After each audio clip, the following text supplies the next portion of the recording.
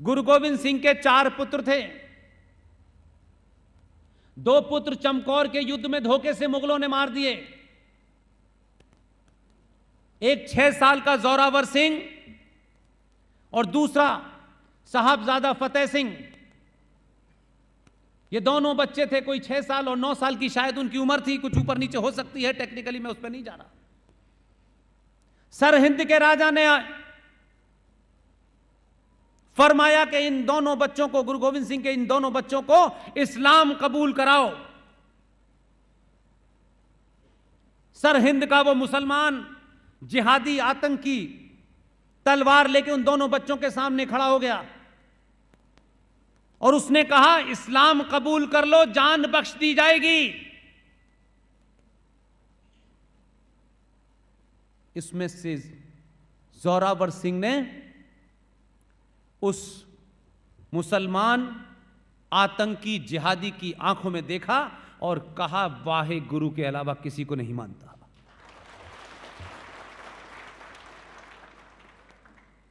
और इसके बाद उन दोनों बच्चों को दीवार में चिनवा दिया गया। उन दोनों बच्चों की मौत हो गई। उन बच्चों की दादी गुर्जरी देवी को जब यह पता चला कि दोनों बालक मारे गए हैं, उनका सदमे से देहांत हो गया।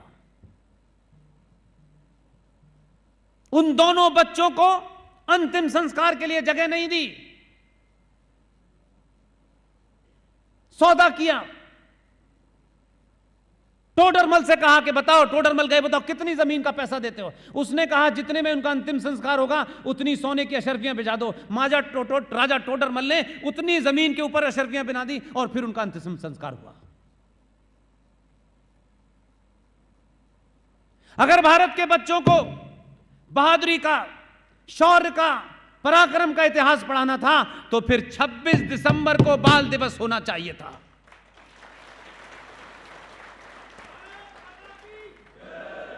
यह हुआ।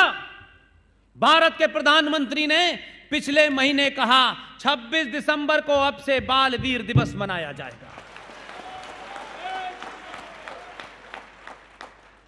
अब इसको लोग इस तरीके से देख सकते हैं, यह सरदारों को खुश करने के लिए। माफ करना,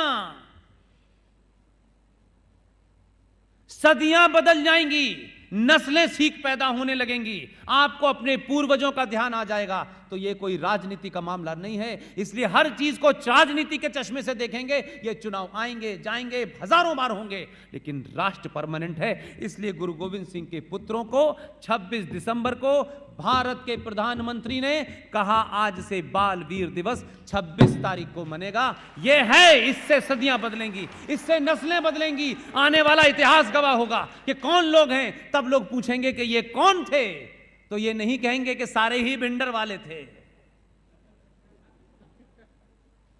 2-4 पागल हो जाते हैं, वो हर जगह होते हैं, आपके यहां भी हैं, लेकिन उस घटना से पूरी दुनिया में मैसेज गया। इसलिए लोग आप गलत समझते हैं। आप ठीक ठाक अखबार भी नहीं पढ़ते, आपको लगता है कि दुनिया मोदी के खिलाफ है। मोदी ने किसी से पैसे नहीं लिए कि वापस नहीं कर रहे इसलिए लोग नाराज हैं ना।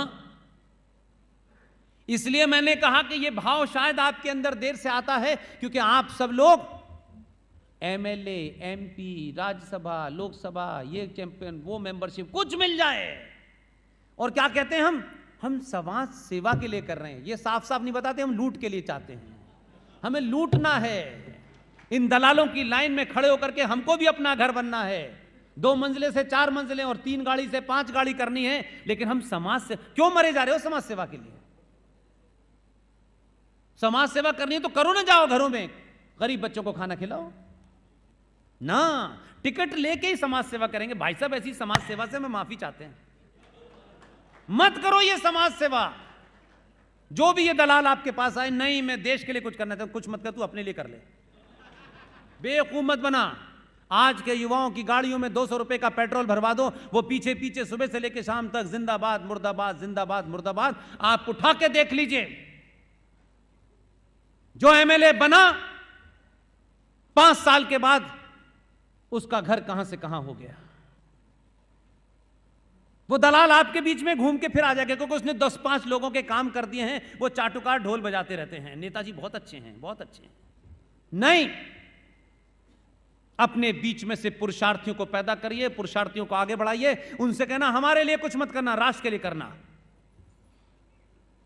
गुजरात में चुनाव होने हैं, मैं चुनावी राजनीति की बात नहीं करता, लेकिन आपको मंत्र देने आया हूं, क्योंकि गुजरात को कम से कम आप सुरक्षित कर सकते हैं। अभी है समय आपके पास, यह समय निकल रहा है। इसलिए मेरी आवाज, कर्नल आर एस सिंह की आवाज, जीडी बख्शी की आवाज, ललित अंबरदार की आवाज, सुशील पंडित की आवाज, ये जितने भी हैं, प्रोफेसर कपिल कुमार से लेकर के, इन पागलों ने एक ही कसम खाई है, हम अपनी बात को पूरी निडरता से रखेंगे और किसी पार्टी और किसी संगठन के दफ्तर के चक्कर नहीं काटेंगे। मैं यहां हूं इस वक्त, सुशील पंडित कहीं हैं, आरएसएन कहीं हैं, हम 24 आवर हैं।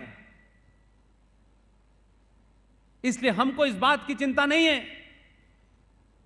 कि नेतागिरी करने पे हम उसके घर जाएंगे, जो मर गया है उससे वोट मिलेंगे इसलिए उसके यहां जाएंगे। 5 मार्च को मेरा प्रोग्राम निर्धारित है। मैं भी झारखंड में जिस पांडे बच्चे की निर्मम हत्या जिहादियों ने की है, उसके घर जाऊंगा। मेरे पास करोड़ों रुपया नहीं है, मेरे पास 1000 रुपए भी नहीं है, लेकिन मेरे जाने से अगर उस परिवार को ताकत मिलती है तो मैं जाऊंगा। लेकिन जो ठेकेदार हैं वो क्यों नहीं जाते हैं? बहुत करोड़पति हैं, जाएं उनके घर में पूछें कि बेटा आपका मर गया, उसे वापस नहीं ला सकते। लेकिन हमने बड़ा चंदा किया है, ये 1 करोड़ रुपया हम उसकी एफडी करा देते हैं ताकि उसके परिवार में उसके जाने की कमी थोड़ा कम हो जाए, ताकि समाज को पता चले कि अपने राष्ट्र के लिए, अपने सरोकारों के लिए, परंपराओं और आस्थाओं के लिए लड़ते लड़ते अगर आप मर जाएंगे तो समाज आपके पीछे खड़ा है। यह मैसेज नहीं देते हम, इसलिए आपके यहां चाटुकार पैदा होते हैं, मरने वाला पैदा नहीं होता, जान देने वाला पैदा नहीं होता। उसको पता है कि हम किसके लिए मर रहे हैं। ये तो चाटुकार दलाल लोग हैं, हमारा सौदा कर लेंगे, ताली बजाएंगे, हिंदुत्व की बात करेंगे और उसके बाद समाप्त कर देंगे। इसलिए कुठारी ब्रदर को जब गोली मारी तो दूसरा कुठारी पैदा नहीं हुआ, कि जो जिंदा है वो देख रहा है कि कुठारी कैसे बनने में कितना नुकसान है और चाचा नेहरू के गीत गाने में कितना फायदा है। इसलिए मिसाल ऐसी कायम कीजिए कि समाज ये समझे कि यहां सच बोलने वाले और बहादुर योद्धाओं की न कोई जाति देखता है, न कोई इलाका देखता है, उसे सर पे अपने कंधे पे बैठ के घुमाता है। तो करोड़ों ऐसे लोग पैदा हों जो राष्ट्र की चिंता करें और राष्ट्र के लिए लड़ते लड़ते अगर वो चले जाएं तो समाज उनके लिए एक नहीं, इतनी ताकत से मदद करे कि हजारों कुठारी पैदा हो जाएं। मैंने सुना है, अब तक तो मैंने किताबों में पढ़ा था कि ये सब इलाका जितना है ये आदिवासी इलाका है और आदिवासियों में अंकल सैम के नाजायज औलादें यहां आकर के उनके मत को बदलती हैं, पैसा देती हैं, कुछ खाना देती हैं, कुछ 2 कपड़े देने पे हो जाता है। अगर ये सच है, अपने अपने दिल पे हाथ रखिए, अपने से पूछिए पुष्पेंद्र क्या कहता है, नहीं कहता, ये महत्व नहीं है मेरे भाई। हमारे पास इतना है